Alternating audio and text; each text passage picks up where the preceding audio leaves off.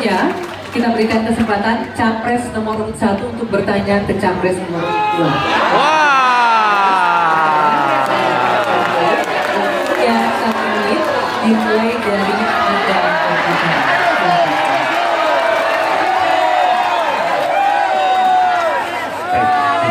Pak Prabowo yang saya hormati, gagasan yang Bapak bawa dan Bapak gaungkan adalah keberlanjutan. Pertanyaannya kemudian, apakah yang sekarang kurang dari pemerintahan ini akan dilanjutkan? Asumsi saya tidak. Yang kurang tentu tidak dilanjutkan. Karena itu pertanyaan yang perlu dijawab adalah terkait dengan persoalan perempuan. Bagi kami persoalan perempuan ini sangat penting. Dan karena tadi tidak ditanyakan di dalam dialog tadi, maka saya merasa perlu untuk mengangkat tema ini untuk memberikan kepada kita yang nantinya berada di puncak kepemimpinan nasional, memberikan perhatian yang serius pada persoalan perempuan. Ini persoalan yang mendasar. Pertanyaannya, Pak, bisakah Bapak jelaskan apa yang kurang dalam pemberdayaan dan perlindungan perempuan sekarang dan bagaimana mengubahnya? Terima kasih. Ya, cukup waktunya. Silakan dijawab Pak Prabowo. Waktu Anda 2 menit untuk menjawab. Dimulai dari Bapak berbicara. Baik, benar sekali ya, kita benar-benar melihat bahwa peranan perempuan sangat penting dalam kehidupan suatu bangsa, dan karena itu fokus saya adalah tadi ya, membantu gizi makan untuk ibu-ibu yang hamil, kedua fokus kepada pendidikan.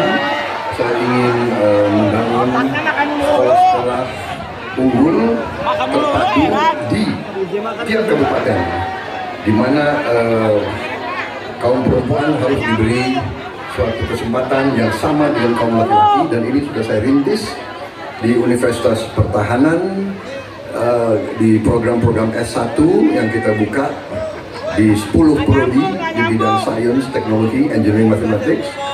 Ternyata proporsi perempuan sangat besar. Juga di Politeknik Vokasi di Atambua yang kita buka, justru perempuan lebih besar dari laki-laki di mahasiswa dan mahasiswinya. Jadi memang benar, ini kita harus memberi kesempatan, terutama melalui pendidikan dan pelayanan kesehatan. Ini saya kira sangat-sangat penting. Kita harus kurangi secara drastis angka kematian ibu yang kita termasuk 10 negara tertinggi angka kematian ibu pada saat melahirkan. Jadi saya kira upaya-upaya untuk kesetaraan gender sangat penting. Juga di bidang politik kita melihat kaum perempuan sudah sangat mengambil peran yang sangat menonjol, dan saya akan mendorong peranan itu di pemerintah yang saya pimpin kalau saya dipilih. Waktunya habis. Saya berikan kesempatan untuk Pak Anies menanggapi jawaban dari Capres nomor 2. Waktunya 1 menit. Silakan dimulai dari Bapak berbicara. Ya, terima kasih Pak Prabowo. Tapi mohon maaf, nampaknya Bapak belum menjawab pertanyaan kami. Karena pertanyaannya tentang perlindungan perempuan, yang permasalahan apa dan bagaimana mengubahnya. Mohon nanti sesudah ini mungkin bisa dielaborasi soal perlindungannya. Kami melihat ada 3 hal ketika bicara itu. 1, perlindungan. Karena kita menyaksikan jumlah kekerasan pada perempuan luar biasa banyak, tinggi.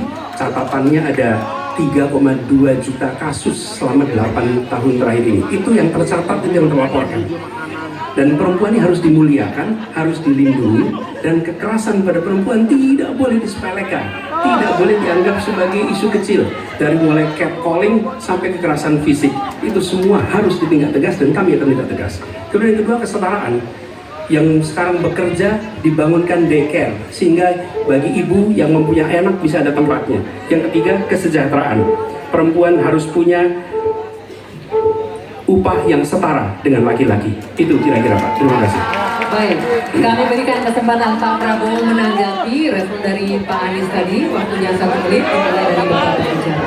Tadi Pak Anies kurang tegas membicarakan masalah kekerasan terhadap perempuan dan perlindungan. Kita harus tegakkan hukum dalam perlindungan masalah-masalah itu kita tegakkan hukum, dan itu harus kita tegakkan dengan sekeras-kerasnya, dan itu sudah menurut saya aksiomatis tanpa kita berpikir panjang. Memang itu kita harus lindungi seluruh rakyat kita, apalagi kaum perempuan dari segala bentuk penindasan, kekerasan, eksploitasi, human trafficking dan sebagainya. Jadi saya sangat-sangat mendorong penegakan hukum yang sekuat-kuatnya dan bantuan kepada lembaga-lembaga event non pemerintah, NGO yang bergerak di bidang perlindungan kaum perempuan. Saya sendiri aktif menyelamatkan kaum perempuan yang bekerja di luar negeri dari tindakan-tindakan kekerasan seperti itu. Terima kasih. Baik, terima kasih.